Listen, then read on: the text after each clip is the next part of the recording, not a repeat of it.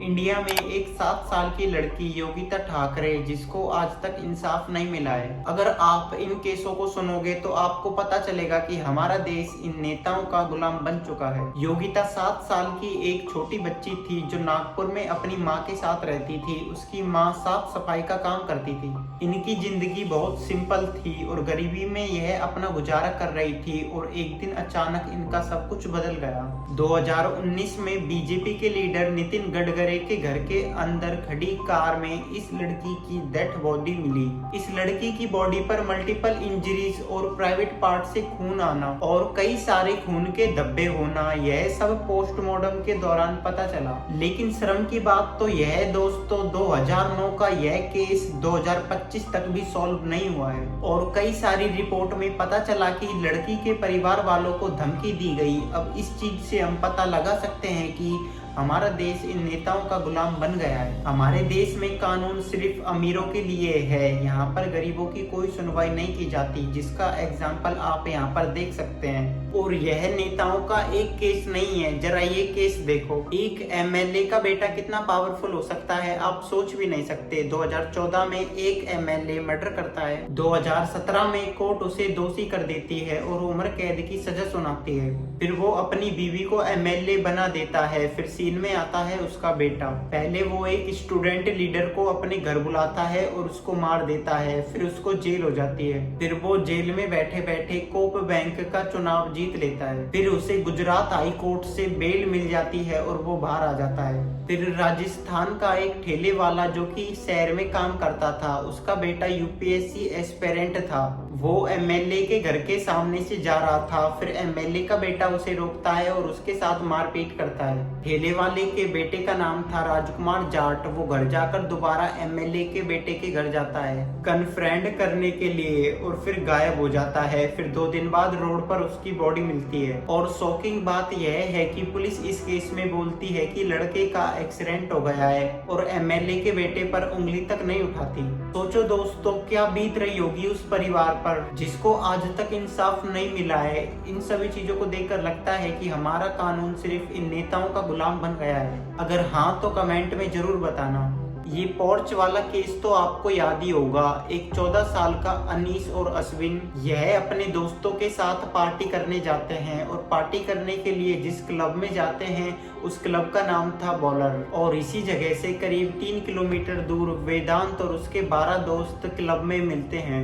Time था 10:40 जब वेदांत और उसके दोस्त उस पब में आए। लगभग 1.5 घंटे के अंदर अंदर जमकर पैसे उड़ाए और खाने पीने का बिल 48,000 रुपए बैठ गया। सीसीटीवी फुटेज पब्लिकली अवेलेबल है जिसको आप यहाँ पर देख सकते हैं। वेदांत और उसके दोस्त शराब पी रहे हैं और करीब 12 बजे वेदांत और उसके दोस्त इस क्लब से बाहर निकलकर दूसरे क्लब में जाते हैं और यह क्लब इस जगह से 3 किलोमीटर दूर था।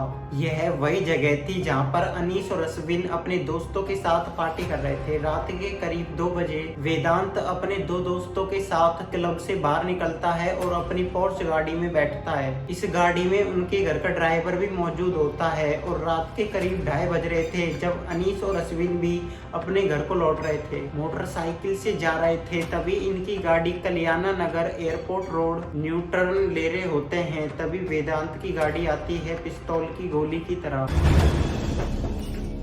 और एक भयंकर एक्सीडेंट होता है और कुछ ही पल में अनीस और अश्विन की मौत हो जाती है। और कुछ रिपोर्ट के मुताबिक इस गाड़ी की स्पीड 160 किलोमीटर थी और कुछ रिपोर्ट के मुताबिक 200 किलोमीटर। जैसा कि आप देख सकते हो कि रोड कितनी छोटी सी है। और टकराव के बाद गाड़ी के एयर बैग्स खुल जाते हैं और पास में खड़े लोग आते हैं और सवाल जवाब करने लगते हैं। वो भी यह सोचकर 2 लोगों की जान गई है, इसीलिए कानून इसे बड़ी से बड़ी सजा देगा। लेकिन लोग इस बात से अनजान थे कि इस केस में आगे क्या अजीब और गरीब होगा। वेदांत अग्रवाल को फिर पुलिस स्टेशन ले जाया जाता है और करीब 1 घंटे बाद रात के 3 बजे एमएलए सुनील तिंगड़े पुलिस स्टेशन पहुंचते हैं। सोच कर देखो दोस्तों, एक एमएलए रात के 3 बजे उठकर एक लड़के के लिए पुलिस स्टेशन जाता है। क्या कोई साधारण लड़के के लिए कोई एमएलए ऐसा करेगा? तो ऑफिशियली बात है नहीं। तो वेदांत एक रईस खानदान का बेटा था। उसके पिता जाने माने बिल्डर थे। सुनील तिंगड़े विशाल एनसीपी के एमएलए हैं हैं, जो कि आज के दिन बीजेपी के अलायंस में हैं। टिंगड़े ने बाद में बताया कि उसने पुलिस स्टेशन जाकर उस केस को किसी भी तरह से इन्फ्लुएंस नहीं किया, वो तो इसलिए वहां पर गए थे क्योंकि वो इस परिवार को 3 साल से जानते हैं और परिवार वालों को अपना दोस्त मानते हैं। इन्होंने बताया कि इनको कॉल करके बुलाया गया और असल में यह कॉल वेदांत अग्रवाल के पिता विशाल अग्रवाल ने करवाई थी। और अगले दिन एक और शॉकिंग चीज सामने आती है। एक मर्सिडीज की गाड़ी आती है और उसके पीछे कुछ और गाड़ियां आती है और मर्सिडीज की गाड़ी से